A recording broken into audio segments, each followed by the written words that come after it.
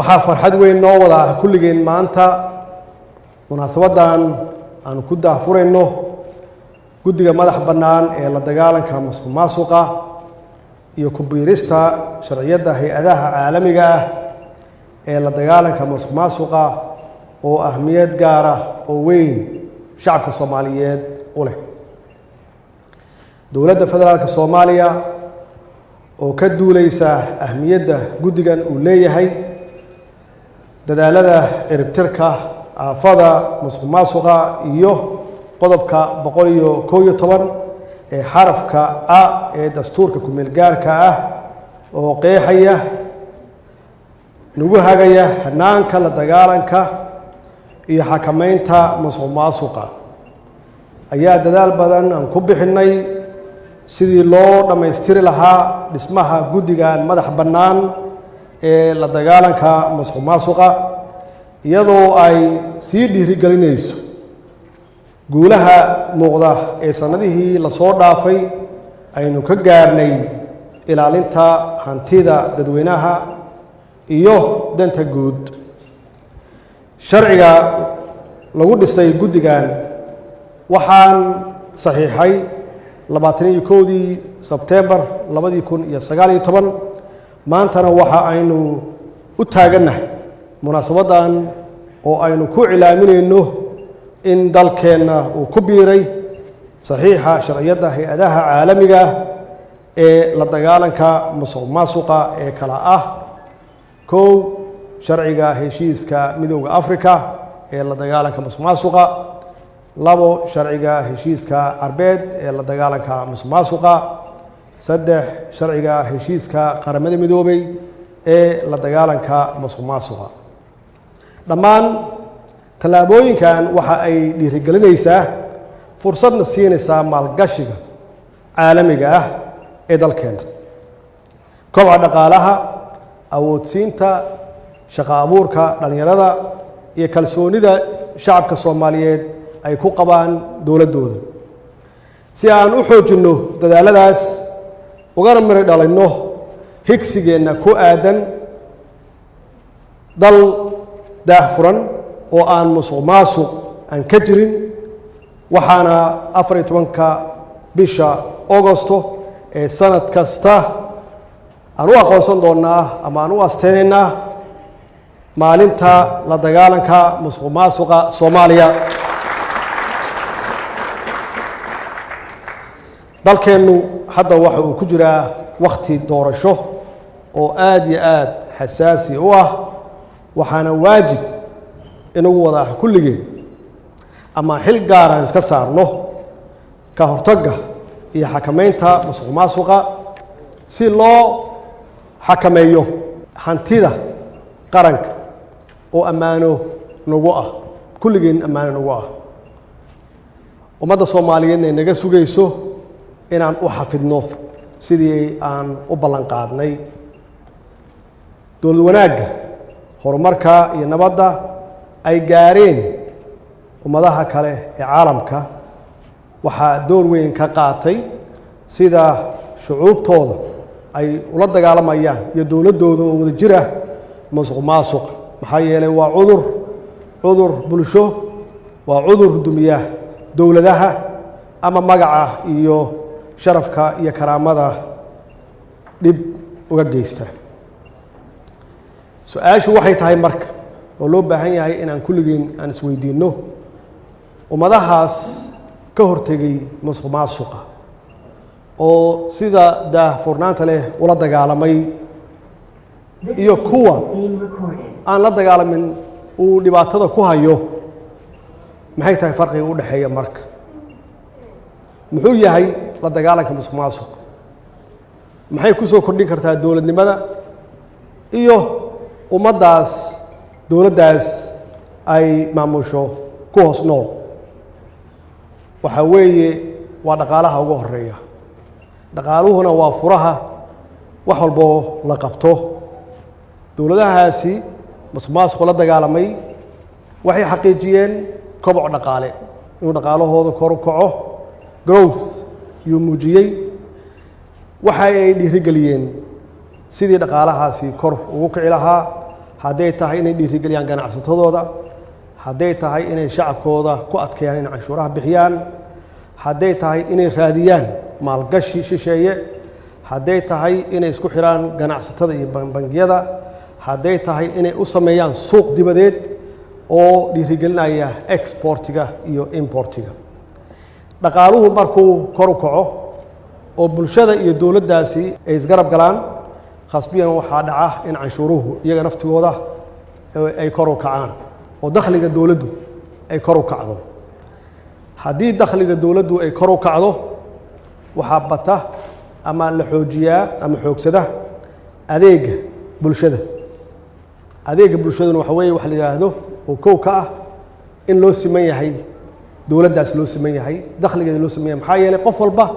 wuxuu bixiyaa canshuur, wuxuu u baahan yahay adeegaasi inuu soo gaaro. waxaa la yidhaahdaa social justice, ayaa la yidhaahdaa cadaalad bulshadeed, ayaa la yidhaahdaa dhaqaalahaas la aruuriyey in guri walbaba laga dareemo, hadday tahay dhanka caafimaadka. dowladahaas horu maray oo lagu tilmaamo inay leeyihiin zero tolerance, inaysan u dulqaadan musuqmaasuqa, oo la ammaano ama 1 iyo 2 ka gala international transparency-ga. waxaa weeye hadduu qofku dhaqaale leeyahay iyo hadduu qofku tabaalaysan yahay oo faqri yahay, caafimaadka waa u siman yihiin. hadduu qofku dhaqaale leeyahay, wuxuu leeyahay insurance uu leeyahay, ama wuxuu leeyahay caymiskaas yaa wax alla wixii uu baahdo caafimaadkiisa meel saara. qofka hadduusan waxba haysan uu sabool yahayna, dhaqaalihii uu bixiyey oo canshuurta ahayd yaa meel u taalla, wuxuu helaa adeega caafimaad uu u baahdo, hadday tahay dumar, hadday tahay caruur, hadday tahay duq ama cirool hadduu yahay. waxa weeye waa wax loo siman yahay, waa xuquuq qof walba oo aasaasi ah uu leeyahay. waxbarashada waa sidaas oo kale, iyaduna sidaas oo kale qof kasta oo canshuur bixiya wuxuu leeyahay, haddii uu awood u leeyahay inuu private school aado, cid ka celinaysa ama cid hortaagan ma laha. haddii uusan haysanna, wuxuu leeyahay galaaska 1aad ilaa kan iyo 12aad high schoolka aan raahno ama dugsiga sare inuu ku dhigto free ama uusan waxba bixin. mararka qaarkood waddamadaas hore u maray oo iska ilaaliya musuqmaasuqa waxay bixiyaan xitaa jaamacadaha waa bixiyaan. macnaheedu waxa weeye waa xuquuq aasaasi ah qof kasta oo muwaadin ah inuu leeyahay inuu wax qori karo, waxna akhrin karo oo basic ah. haddii dadaalkiisu ku darana inaysan limit lahayn meesha uu rabo inuu gaaro. waxaa intaas dheer oo canshuurahaas laga qaado dadka ama dakhligaas kor u kacay ee dowladahaas la dagaalama musuqmaasuqa ay keentaa, dadka masaakiinta ah in la guriyeeyo oo guryo la siiyo ama guryo raqiisa loo helo. aysan jirin qof bannaanka jooga ama bannaanka jiifta, inuusan jirin. taasna waxa weeye waa xuquuq qof kasta uu leeyahay oo muwaadin ah oo canshuur bixiye ah. in la dhaqaaleeyo dadka masaakiinta ah oo haddii ay sabool yihiin oo aysan shaqaysan karin, ama ay xanuunsan yihiin, ama ay dhiman yihiin oo ay curyaamin yihiin, iyada naftigeeda waxa weeye waa wax meel u yaalla oo social net la yidhaahdo, oo dadkaasi lagu kaalmeeyo, wax lagu siiyo. maxaa yeelay intii kaloo caafimaadka qabtay yaa bixisa canshuuraha. dowladdii canshuurta aruurinaysana iyadu naftigoodu waa u maamulaan dhaqaalahaas, waxayna ku bixiyaan sida saxa ah oo dakhliga ay ku muujiyaan. waxaa intaas dheer infrastructureka in la dhiso ay ka mid yihiin kaabayaasha dhaqaalaha, jidadka, eerboorada, hayweeyada iyo kanaalada iyo wixii la mid ah. intaas waxay ka timaadaa bulshaday ka timaadaa. waa qof kasta oo muwaadin ah waa wuxuu ku darsaday. dowladdu waa u maamushay oo keliya ma aysan musuqmaasuqin. intaas waxa weeye marka lala dagaalamo musuqmaasuqa, dowladdaas loo dhiibtay ammaanadana ay si fiican u maamusho, yaa waxay gaartaa inta ay dadkeeda ay ka haqibtirto iyo waxay siisaa dowladaha masaakiinta ah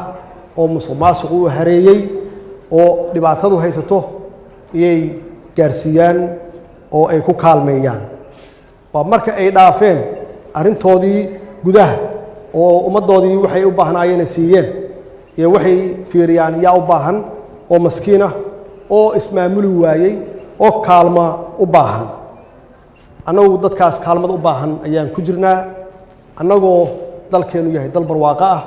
dadkeenu ay yihiin dad wanaagsan oo firfircoon oo karti badan aqoona leh yaan waxaan ku jirnaa dadkaas la kaalmeeyo intaas waxaa dheer musuqmaasuqa marka lala dagaalamayo waxay keentaa iyada naftigeeda siyaasad wanaag ayay keentaa maxaa yeelay siyaasadda naftigeeda bacdamaa bulshadii lagu dhisan yahay oo iyagu ay bixinayaan canshuuraadkii iyo wixii laga rabay bixinayaan waxay ku leeyihiin door waxay ku leeyihiin ra'yi go'aan iyo ku leeyihiin dowladdaas siday u shaqayso iyo cidda maamulka u haysa meeshaas waa meesha laga yidhaahdo dimuqraadiyad oo dadkaasi ay u codeeyaan qofka alla qofkay isleeyihiin waa wanaagsan yahay waa aamin waa shaqo yaqaan wixii ummaddaas laga aruuriyana oo ammaanad ahaydna si wanaagsan oo muuqda oo transparency ah yuu u maamulaa hadduu qofku xun yahay oo lagu sheegay inuu musuqmaasuq yahay ama uusan shaqadii loo igmaday uusan ka shaqayn ma soo noqdo meeshaas weeye meesha annagu aan u baahannahay aan jeclaan lahay inaan gaarno shacabkeennu inay qayb ka noqdaan go'aamada ay gaarayaan dowladdooda taasna waxaa ka horeeya inay cod ku yeeshaan qofka maamulaya ama qofka madaxda u noqonaya waxaa intaas dheer oo iyadana weheliya arrimaha amniga iyo cadaaladda oo iyada naftigeedu qayb ka ah dadku waxay bixiyaan haddii dadku ay canshuuraha bixiyaan dowladdaas loo dhiiban ay maamulaan waxa xaqiiqo ah dadka qaabilsan ama loo idmaday amniga inay qaataan mushaaharaad fiican in faamilkooda caafimaadkooda meel loo saaro in guryo la siiyo askarta si ay hawshooda u qabtaan markaas khasab waxaa ah inaysan laaluush qaadanaynin inaysan laalaabgelaynin inaysan maaragtay aysan dib ugu soo noqonaynin shacabkooda inay dhibaateeyaan intaas waxaa dheer in la xoojiyo iyada naftigeeda khasbiyan dadka ka shaqeynaya dowladda oo lagu siiya shaqada inay mudan yihiin oo ay muteysteen waxaa koob ka ah si loo xaqiijiyo inay mudan yihiin inay imtixaan qaadaan oo lagu kala saaro maxaa taqaanaa qofka muxuu yaqaanaa aqoontiisu intee tahay shaqadan uu rabo ama uu dalbanayo ma qaban karaa oo aqoonteeda iyo khibraddeeda ma leeyahay that means waxa weeye waxaa la qaadanaya qof walba qofkuu ka fiican yahay qof walba qofku ka karti badan yahay qof walba qofku ka ammaano badan yahay adduunyada hore u martay dhaqankoodu waa kaas marka haddii intaas aadan yeelin waxaad noqonaysaa mar walbaba qof ceebaysan oo adduunka marka laga hadlaayo international transparency-ga laga hadlaayo lagugu sheego inaad tahay waddanka ugu tuugada badan waddanka ugu musuqmaasuqa badan adigoo ilaahay ku siiyey ama kugu manaystay khayraad aad iyo aad u fara badan oo awoodi kara haddaad khayraadkaas iyo dadkaaga aad si fiican loo maamulo aan annagu bixin karno kaalmo ummadaha naga liita aan kaalmo gaarsiin karno soomaaliya waa hagaagtay dadkeedii waa istaageen waxay diyaar u yihiin in ay ka fogaadaan wax kasta oo dhibaateyn kara ama dhib ku noqon kara horumarka dowladnimadooda iyo horumarka dadkooda iyo horumarka dalkooda ku noqon kara waxa aan ammaan iyo bogaadin mudan hay-adaha dowladda oo kaalin mug leh ka soo qaatay hawshan qiimaha leh ee waddaniga ah gaar ahaan xukuumadda baarlamaanka federaalka soomaaliya golaha dhaqaalaha qaranka iyo dhammaan dadkii qaybta ka ahaa ama qaybta ka noqday hirgelinta shaqada guddigan iyo dhammaystirka sharcigiisa ugu dambeyn waxaan kula dardaarmayaa xubnaha guddigan madax bannaan ee la dagaalanka musuqmaasuqa inay noqdaan dad ku tilmaaman dhaqan wanaagsan waddaniyad ku dhaqanka sharciga dalka iyo diinta islaamka. والسلام عليكم ورحمة الله وبركاته.